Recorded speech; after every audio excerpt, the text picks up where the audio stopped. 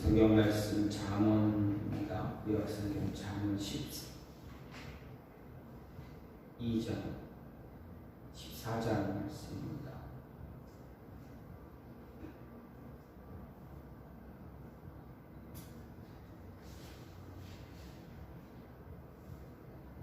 잠언 14장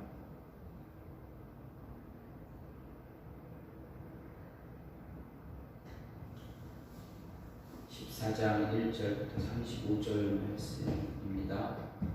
지혜로운 여인은 자기 집을 세우되 미련한 여인은 자기 손으로 그것을 허느니라.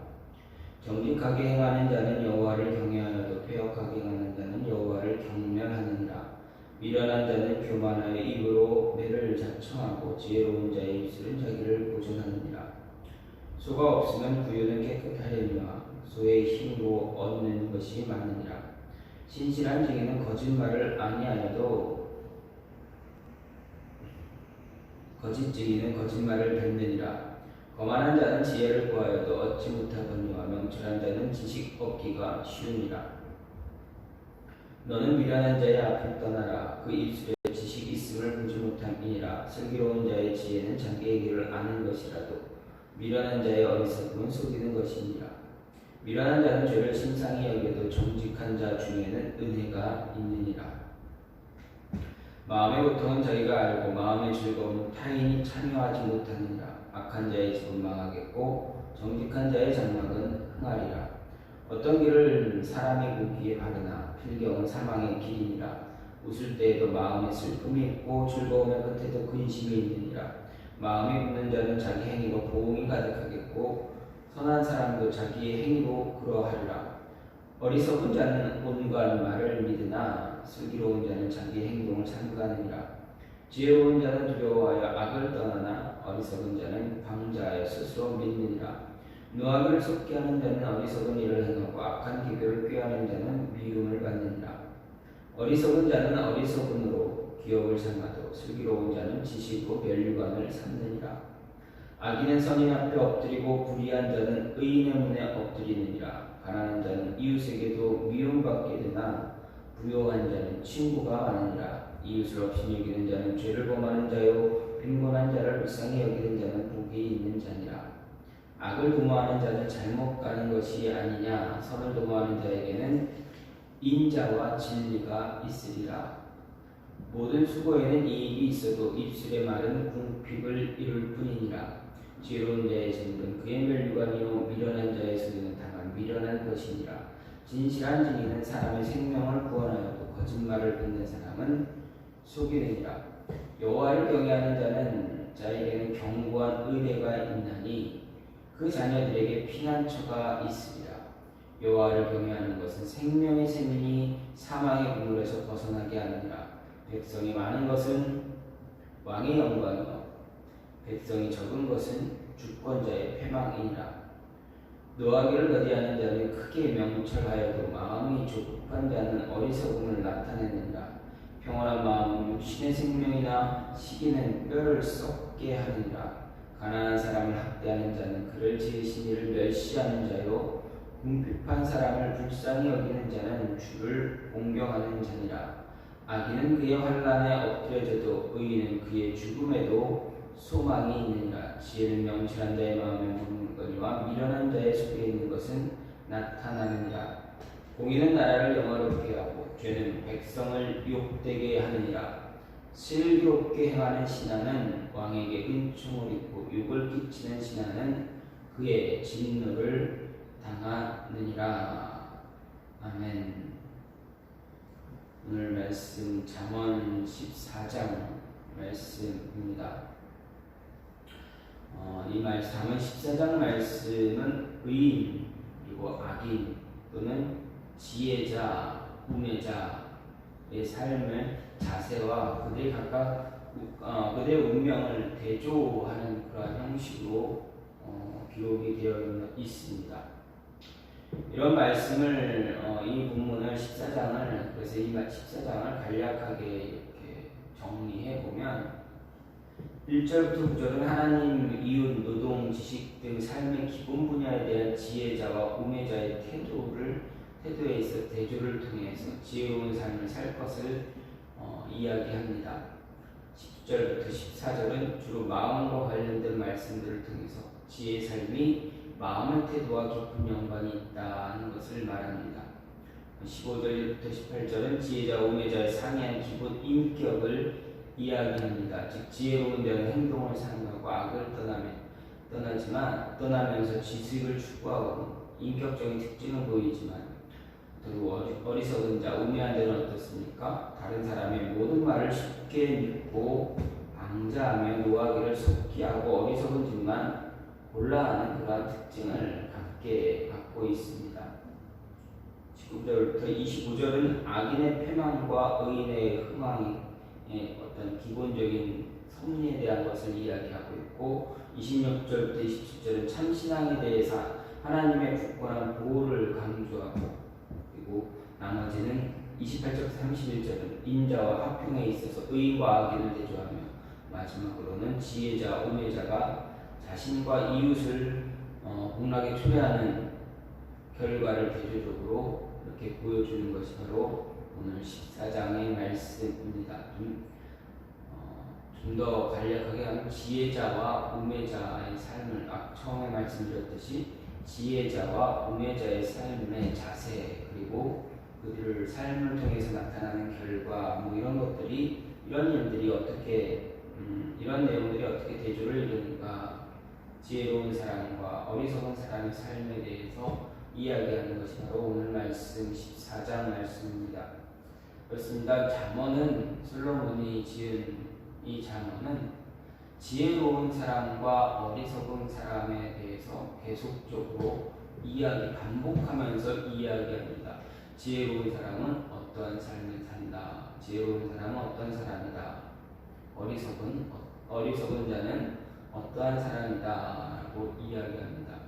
그래서 오늘 말씀을 보면 지혜로운 사람은 어떠한 사람이냐 간략하게 한마디로 이야기한다면 지혜로운 사람은 하나님을 경외하는 사람이다라는 이야기입니다. 그러면 하나님 여호와를 경외하는 사람 어떤 특징이 대체적으로 어떤 특징이 잘 나타나고 있을까 보게 되면 하나님을 경외하는 사람은 하나님의 은혜 안에서 흥한다 이야기합니다. 그의 장막이 더 흥하게 된다, 더 우리가 쉽게 말하면 부유에도 더 많은 것을 누리게 된다. 장막이 더 커진다라는 이야기입니다. 따라서 이 여호와를 하나님을 경외하는 사람, 이렇게 하나님 은혜 안에서 흥하고 장막이 흥하게 되는 사람은 그의 삶에서 늘 정직함을 보이게 됩니다. 그래서 2절과 9절, 11절 이렇게 말씀을 보게 되면 정직하게 행하는 자는 여호와를 경외하여 패역하게 하는 자는 여호와를 경멸한다. 미련한 자는 죄를 심상히 여겨도 정직한 자 중에는 은혜가 있다 이야기하면서 악한 자의 집은 망하지만 정직한 자의 장막은 흥한다라고 그렇게 이야기합니다. 솔로몬은 삶에서 정직한 삶을 행하는 사람에 대해서 이야기했습니다. 여기서 정직하게 행한다 이 말은 하나님 말씀에 따라서 살아간다라는 라는 이야기입니다. 곧 선한 양심을 따라 살아가면서 의로운 행사를 일삼는 것을 이야기하는 것이고 하나님의 말씀으로 교육받고 그 말씀이 가르치는 지혜를 따라 살아가는 것을 정직한 삶이라고 이야기한 것입니다. 이 내용은 잠언 전체에서 강조하면서 가르치는 그러한 내용입니다. 그리고 하나님을 두려워하는 마음의 또 다른 표현이다라고 이야기할 수가 있습니다. 그렇습니다. 하나님을 경외하는 삶을 살면서 선한 삶을 살지 않는다, 정직한 삶을 살지 않는다라는 것은 말이 되지 않습니다. 선한 삶이 아니라 악을 행하며 살아가는 사람이 하나님을 경외하는 자가 아닙니다. 악을 행하면서 하나님을 경외한다라고 말하는 사람은 어떤 사람입니까? 하나님을 무시하는 사람입니다. 하나님을 경멸하며 살아가는 사람입니다. 하나님을 모독하고 멸시하며 삶을 살아가는 자가 바로 이러한 사람입니다. 아무리 믿음을 이야기하고 하나님을 이야기한다 할지라도 그 삶에서 정직함이 없을 때, 선한 삶이 없다면 그 사람은 결코 하나님을 경외하는 사람이다라고 할 수 없습니다. 하나님의 자녀라고 말할 수가 없습니다. 왜 그렇습니까? 하나님의 자녀는 그 마음에 찔림이 존재하기 때문입니다. 악한 삶을 살면 그 마음 속에 끊임없이 찔림이 있습니다. 선한 삶을 살지 못하고 도리어 악한 삶을 산다면 하나님의 말씀이 그 마음 속에서 지속적으로 계속적으로 그 마음을 찌르고 있습니다. 그렇게 하면 안 돼라는 이런 모습으로 우리 마음을 계속 추궁합니다. 하나님을 멀리하던가 회개하고 하나님께 온전히 모든 건 내려놓든가 둘 중에 하나의 모습이 있어야 합니다. 하나님은 결코 두 마음을 품은 자를 원하지 않기 때문에 그렇습니다. 그래서 솔로몬은 정직한 자에게 하나님의 은혜가 임한다라고 이야기하고 그 장막이 흥할 것이다 말했습니다.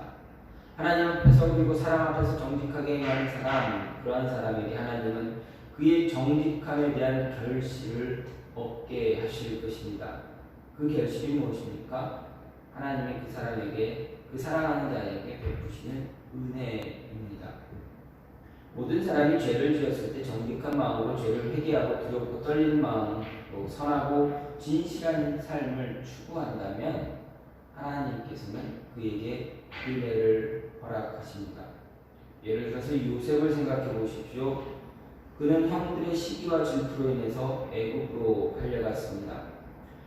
애굽에서 그는 자신에게 주어진 삶을 정직하게 살기 위해서 최고의 노력, 자신이 할 수 있는 최고의 노력을 다했습니다. 그 결과 어떻게 됐습니까? 그가 애굽의 총리가 되었습니다. 훗날에는 그가 애굽의 총리가 되었습니다. 물론 그의 삶은 그냥 탄탄대로의 길로만 걸어가는 것은 아닙니다. 힘들고 어려운 모습 그에게 분명히 있었습니다. 그러나 그러한 순간에도 정직하고 선하게 살아갔던 그 삶의 모습 그가 버리지 않았습니다. 그랬더니 그 결과 어떻게 됩니까? 총리가 되었을 뿐만 아니라 그의 장막이 흥하게 되었다. 여기서 그의 장막은 대체적으로 그의 가정을 이야기합니다. 요셉의 가정을 이야기합니다. 요셉의 가정에 하나님의 은혜가 임하게 되었습니다. 애굽의 총리도 되었고 가정도 이루었고 두 아들도 얻었습니다. 아내는 애굽 나라의 제사장의 딸입니다. 이렇게 그의 가정에 평안함이, 만족함이 임하게 됩니다. 그리고 어떤 일들이 벌어집니까? 더 먼 미래에는 어떤 모습이 펼쳐집니까? 바로 훗날에는 에브라임 지파, 요셉의 둘째 아들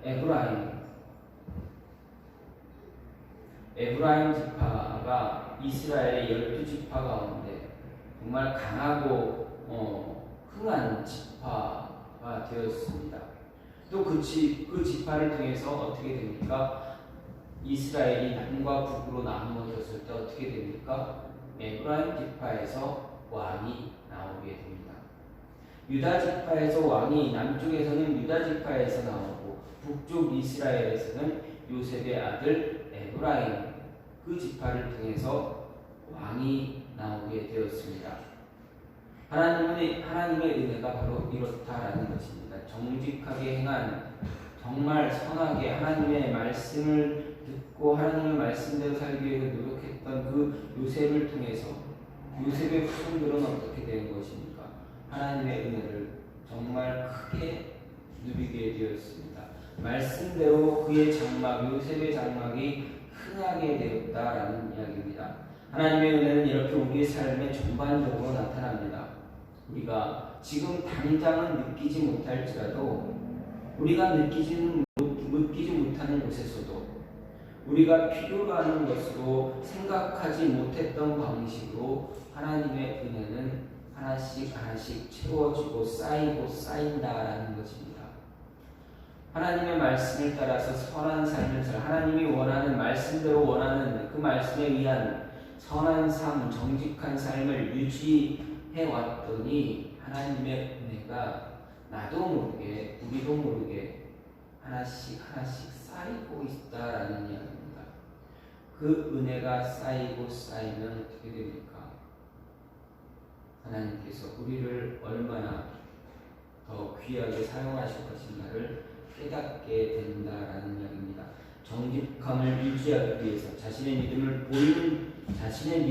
보이는 자들에게 하나님은 그에 맞는 알맞은 은혜를 계속 베풀어 주십니다.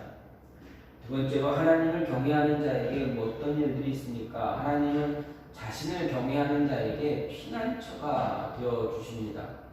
그들에게 피난처를 제공하시고 사망의 그물에서 벗어날 수 있도록 도와주신다라는 이야기입니다. 26절, 27절 말씀을 보면 여호와를 경외하는 자에게는 견고한 의뢰가 있나니 그 자녀들에게 피난처가 있으리라. 여호와를 경외하는 것은 생명의 셈이니 사망의 그물에서 벗어나게 하느니라. 이렇게 이야기하고 있습니다. 여기서 견고한 의뢰라는 것은 무엇입니까? 강력한 신뢰나 확신을 이야기합니다. 그러므로 여호와를 의뢰하는 자에게 견고한 의뢰가 있다는 것은 언제든지 믿고 신뢰할 만한 의뢰자, 붙잡을 수 있는 자가 있다라는 이야기가 됩니다. 그리고 당연히 여기서 말하는 견고한 의뢰는 바로 여호와 하나님 자신을 이야기합니다. 우리는 세상을 흔히 광야에 비유하곤 합니다. 광야는 왜 그렇습니까? 광야는 사람 혼자의 힘으로 살아갈 수 없는 그러한 삭막한 곳입니다. 낮에는 모든 것을 다 태워버릴 정도로 뜨거운 태양이 떠 있습니다. 밤에는 독사와 독충들이 곳곳에 있습니다. 야생동물들이 곳곳에 있습니다. 사람의 생명을 위협하며 길이라도 잃거나 물이라도 떨어지면 어떻게 됩니까? 그 자체가 죽음을 의미하는 많은 위험이 있는 곳이 바로 광야입니다. 마찬가지로 우리가 살아가는 이 세상은 광야보다 더 위험한 것들이 광야의 위험과는 비교할 수 없을 정도의 더 큰 위험들이 더 많이 있습니다. 곳곳에 존재합니다. 언제 어디서 위험 요소들이 튀어나와서 우리의 생명을 빼앗아갈지도 아무도 모릅니다. 이런 세상에서 하나님은 자신을 경외하는 자를 안전하게 보호하신다 이야기하셨습니다. 그들의 피난처가 되어주신다라고 말씀하고 있습니다. 아버지 이삭과 형 에서를 속였던 동생 아들 그 장자의 축복을 가로챈 야곱, 그는 형 에서를 피하기 위해서 어디로 도망갑니까? 외삼촌 라반이 있는 하란으로 도망가게 됩니다.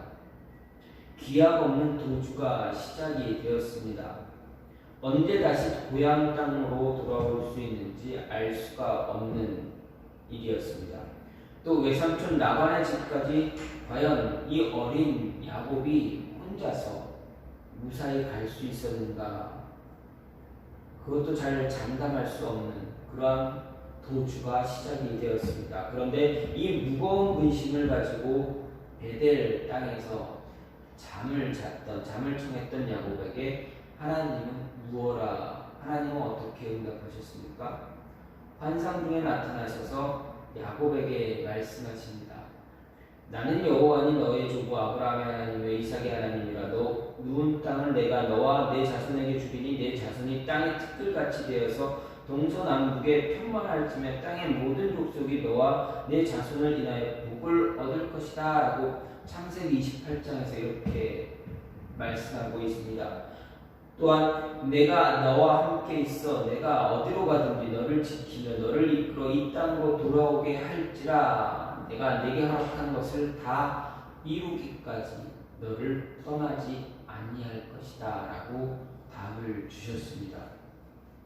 하나님이 야곱에게 하신 이 약속을 어떻게 하셨습니까? 그냥 방치하셨습니까? 내버려 두셨습니까? 야곱 스스로 살아가도록 그냥 아무런 간섭이 없으셨습니까? 그렇지 않습니다. 하나님은 야곱에게 하신 이 약속을 하나님 스스로가 신실하게 지켜주셨습니다. 그의 인생에 닥친 숱한 위기와 역경에서 하나님은 야곱을 보호해 주셨습니다. 가장 큰 위기, 야곱에게 가장 큰 위기는 무엇이었습니까? 고향 땅으로 돌아올 때 자신의 형 에서가 군사 400명을 데리고 마중 나온다는 것입니다. 도저히 도망갈 길은 없습니다.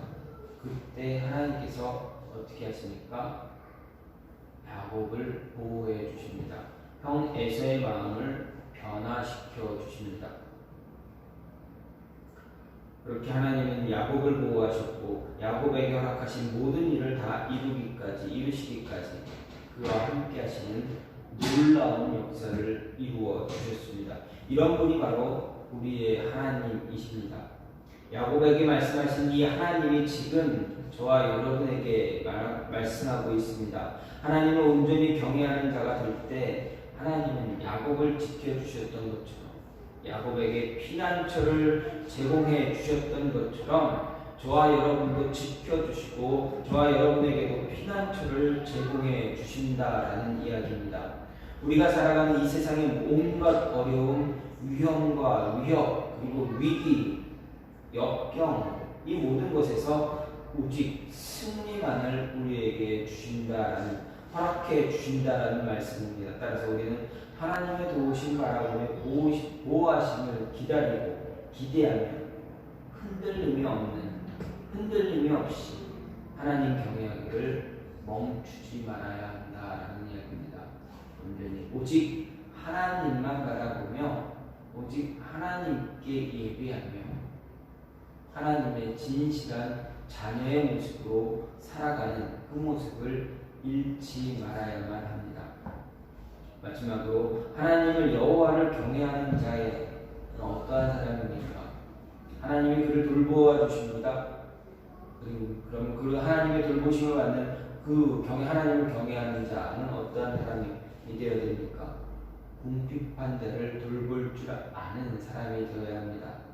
31절 보면 가난한 사람을 학대하는 자는 그를 지으신 이를 멸시하는 자여 궁핍한 사람을 불쌍히 여기는 자는 주를 공경하는 자다라고 말하고 있습니다. 가난하고 궁핍한 사람들 어떻게 대처하는지, 가난하고 궁핍한 사람들을 어떻게 대해야 하는지를 이야기합니다. 왜 그들을 그렇게 대해야 하는가에 대한 이유도 제시하고 있습니다.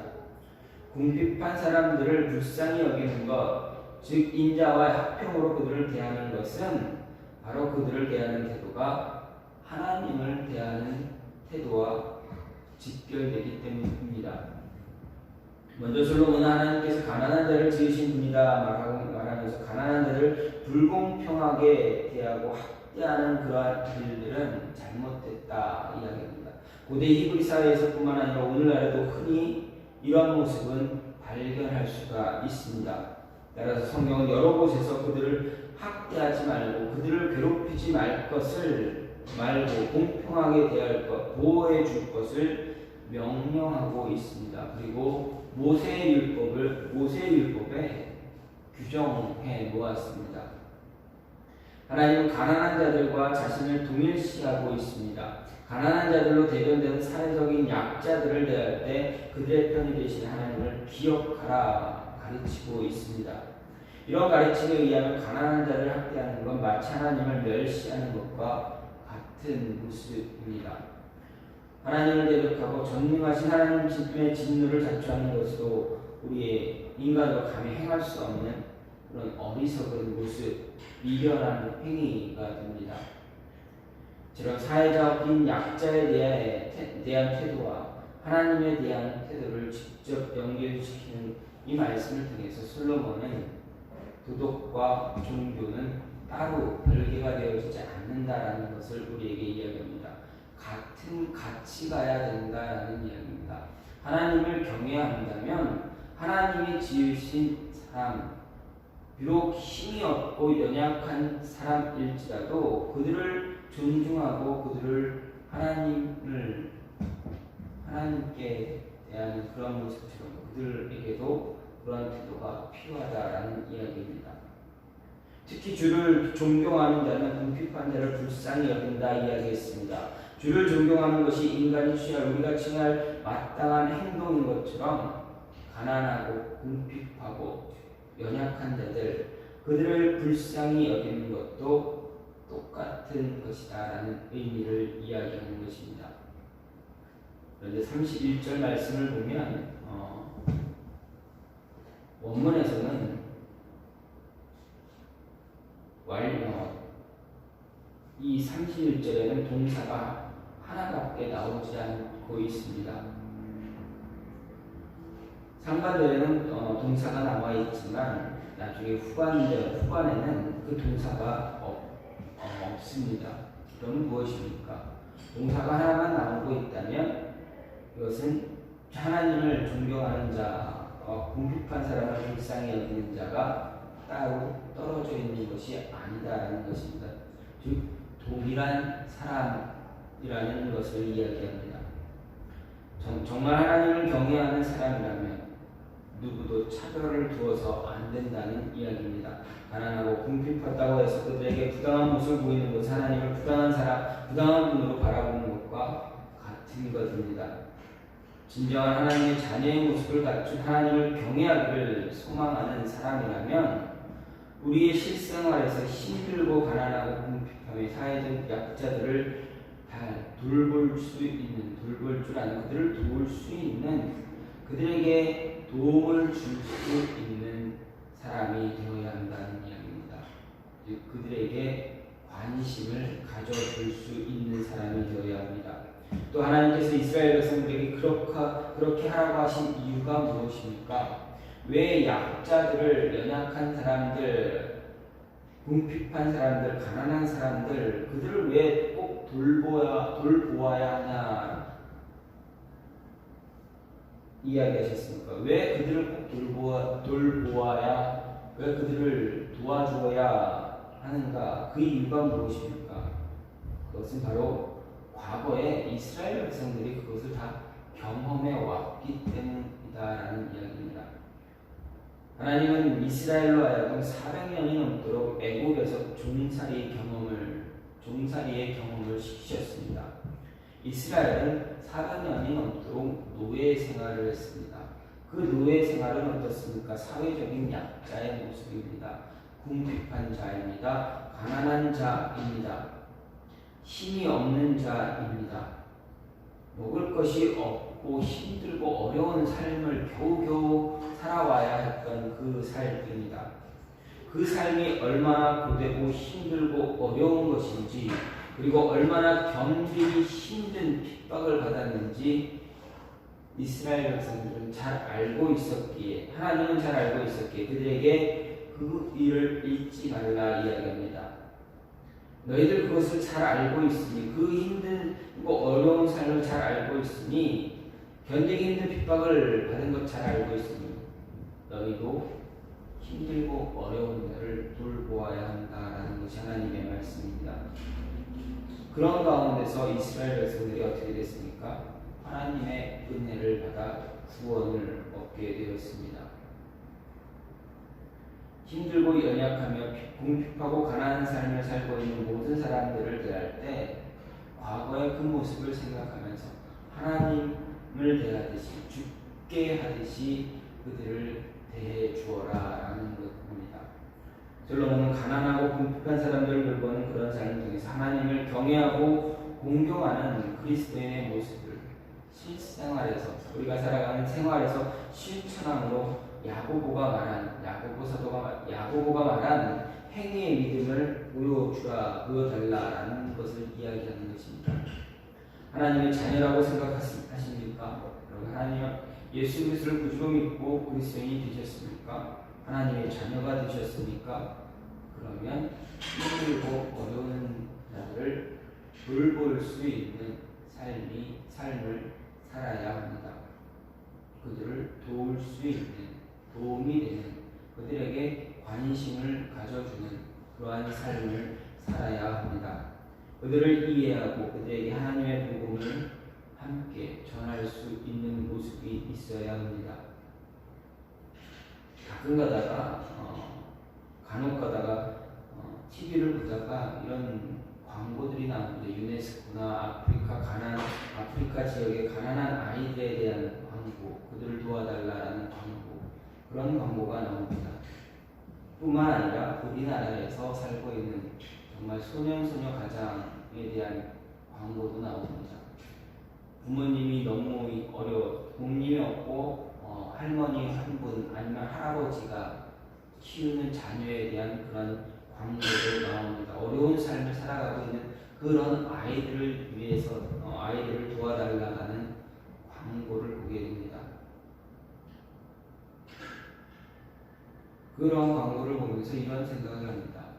저 사람들에게, 저 아이들에게 도움을 줄 수 있으면 도움을 주면서 저 아이들에게 하나님의 말씀을 전할 수 있으면 얼마나 좋을까, 이런 생각도 합니다.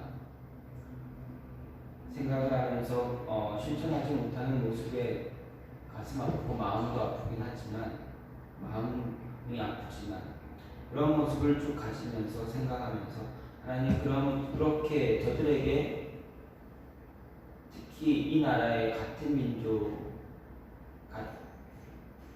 민족인 아이들에게 도움을 주면서 복음을 전해서 함께 하나님 만나고 함께 말씀 속에서 교제할 수 있는 그런 모습 가질 수 있었으면 좋겠습니다 라는 그런 고백을 스스로 하게 됩니다.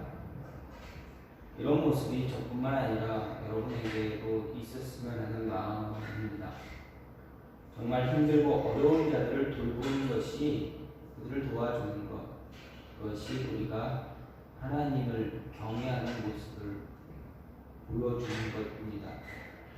분명 예수님께서도 이야기하셨습니다. 힘들고 어려운 자들을 돕는 것이 나에게 행하는 것이다 라고 말씀하셨습니다.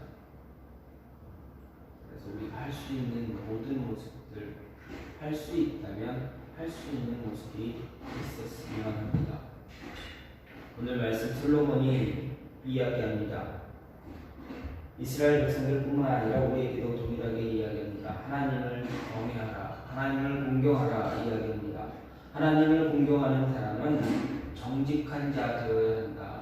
정직한 자가 되면 하나님의 은혜 안에 머물게 된다. 그리고 장막이 흥하게 된다 이야기합니다. 여러분의 가정이 흥하게 되고 하나님 정직한 모습으로 살면서 여러분의 가정이 흥하게 되고 어떤 근심 걱정에 대한 모든 일들이 하나님의 은혜 안에서 해결되어지는 그런 모습이 있기를 간절히 소망합니다. 하나님 경외하고 하나님을 온전히 공경함으로 인해서 하나님이 제공해 주는 그 피난처에 머무는 여러분 되기를 소망합니다. 그래서 사망의 그물에서 벗어나 생명의 길을 걸어가는, 생명의 샘물을 마음껏 마시는 그러한 여러분이 되기를 소망합니다. 그리고 힘들고 어려운 자들, 그들에게 관심을 주고 돌볼 수 있는 그런 모습을 통해서 우리 안에 살아있는 믿음, 행위의 믿음을 보여줄 수 있는 그러한 진실된 그리스도인 하나님의 자녀가 되기를 간절히 소망합니다. 이 시간 같이 잠시 기도하기 원하는 하나님, 주님 도와주시어서 우리가 하나님 경외하는 자 될 수 있게 해달라고, 온전히 하나님 경외하는 자 되게 해달라고, 하나님 경외하는 자 되기 위해서 정직한 모습 갖게 하시고 하나님의 피난처, 우리에게 피난처 되신 하나님을 만나게 하시달라고, 그리고 힘들고 어려운 사람들을 그들에게 관심을 주고 도울 수 있는 모습 또한 갖게 해달라고 이 시간 같이 기도하는 시간 갖겠습니다. 같이 기도합니다.